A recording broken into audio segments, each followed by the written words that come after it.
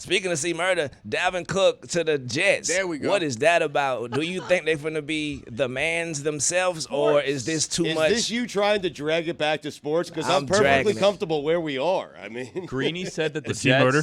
Jets. Greeny said that the Jets are the biggest threat to the Chiefs in the AFC. Do That's we believe ridiculous. that? Wow. No. I mean, the biggest threat is the Ravens, in my view. I think at this point, the Ravens, assuming the offense is suitable for Lamar Jackson, which he seems to like it, to spread them out and attack everywhere. Like before, what they would do is condense their formation and essentially say, we're going to run the ball. Can you guys stop it? And the answer is most times no. Now their strategy is more like, we're going to put a bunch of receivers out there, spread them out there, and you pick where you're going to help. Are you going to help on Zay Flowers? Are you going to help on Odell Beckham Jr.? Are you going to load the box to be concerned against Lamar's run? Oh, it's about time they did this. we got Mark Andrews also, and J.K. Dobbins if he wants to play, and a really good offensive line. So now I think this makes for a more dangerous offense. It's less defense friendly, I think. It was really nice to have, as a defense, an offense that's going to kill the clock and get 13 first downs. There might be some big plays to put the defense out there and some turnovers to do the same thing, but I like this idea a lot better.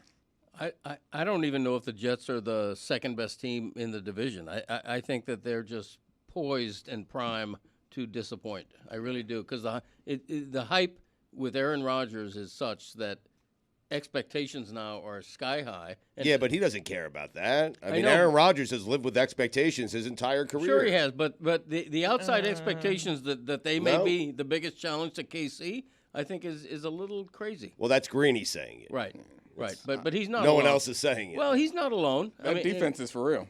There's also a difference the secondary is, yeah. in expectations when you're Aaron Rodgers being a Jet versus being a Packer, and that those expectations that came with being a Packer were all simply because of his greatness, and if that team flopped, oftentimes it wasn't going to be blame placed on Aaron Rodgers. It was going to be, look at what the front office didn't do, or look at the running game that doesn't exist, or look at the defense that doesn't exist. Even though he had year some after bad year after NFC year. championship games for the Packers. You're right, though. Right, and so Yes. those expectations were there in large part because we appreciated Aaron Rodgers' greatness. That's why the expectations are in New York, but they've done everything to surround him with a great team. He's going there, and now expectations are higher from national media, and when we look at national media, oftentimes that's located, centered in New York. So there's all of these Jets fans who are leading the charge. And to that point, he's going from the smallest market in the NFL to the largest.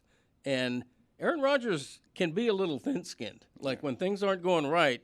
And so if the Jets start off 1-3, which they could, and he's thrown a couple of picks, could be very, very interesting. the schedule is very, very difficult. The beginning Brutal. of the schedule, Nobody circles the wagons like the Buffalo Bills, just as a reminder. You feel me? So there's that. Well said. You said they're not the second best team in the division. So are you prepared to give your division rankings, or is that embargoed for the Greg Cody show where you give official? No, it's Just give the top three. It's very simple. It's Buffalo, Miami, the Jets, and then New England.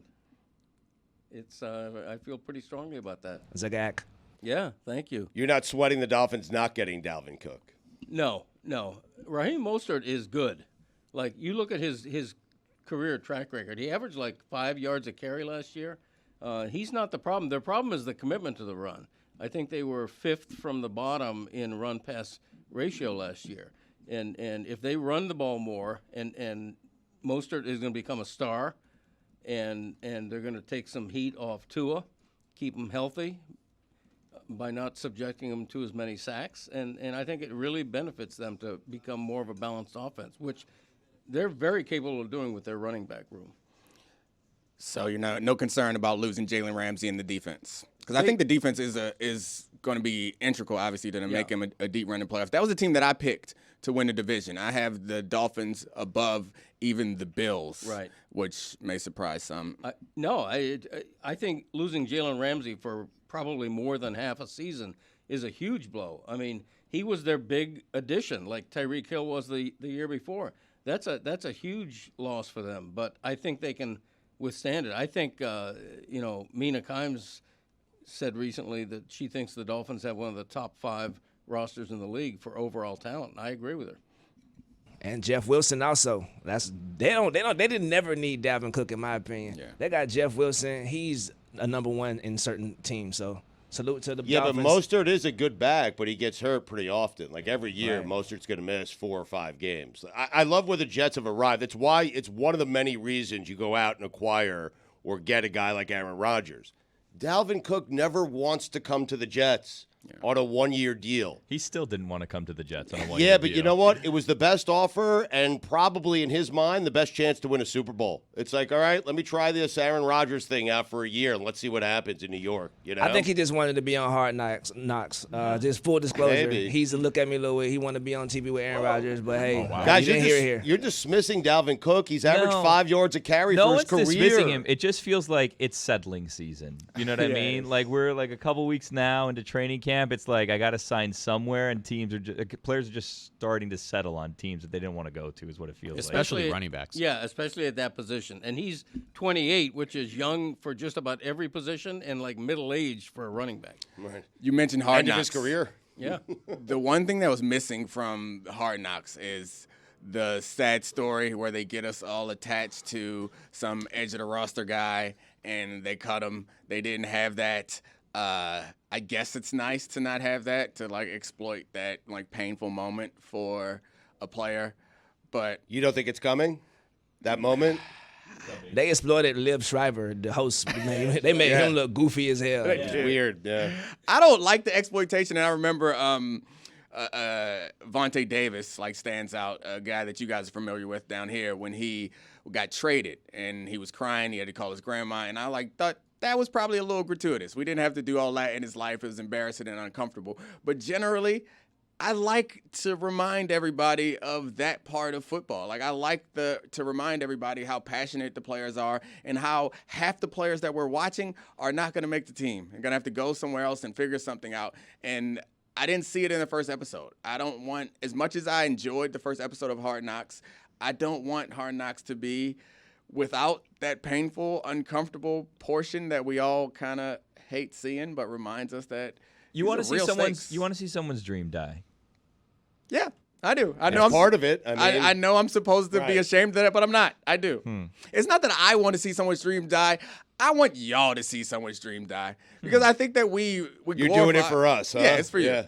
We glorify anyone who's ever put on a jersey to NFL. It's like, oh, they're in the NFL. Life's good for them, or professional sports. I guess we don't hear. I think people with this show know better than that. But by and large, most fans do. So I like to remind them, like, you know what? It's really hard, and it really sucks for lots of players. I agree. I think if Hard Knocks does nothing more than really humanize players and let people know that it's all not just going to the bank with a wad of money. Right. There's a disappointing side to the NFL for a lot of players. Who would be, you guys know the Grim Reaper, the guy who goes around and tells the player who's going to get cut? Coach got to speak to you. Of the people in here right now, Bring your playbook. yeah, who's most well That would be it. It's Roy. Roy's most well equipped Yeah, it's gotta be to Roy. say. So Roy's walking around the locker room and everybody's getting nervous. Yeah. there'd be no one left. Bring your playbook. Coach want to see you. Bring your iPad. Roy would just do it though to people that he wanted to like mess with, right? He'd be like, "Coach wants to see you." Like, "Oh crap, I don't have a job." And then you show up and you're like, "Yeah, Roy said to see you." Like, I didn't ask to see you. I'm a very petty person. Yeah. And bring your mama. That's what he was saying.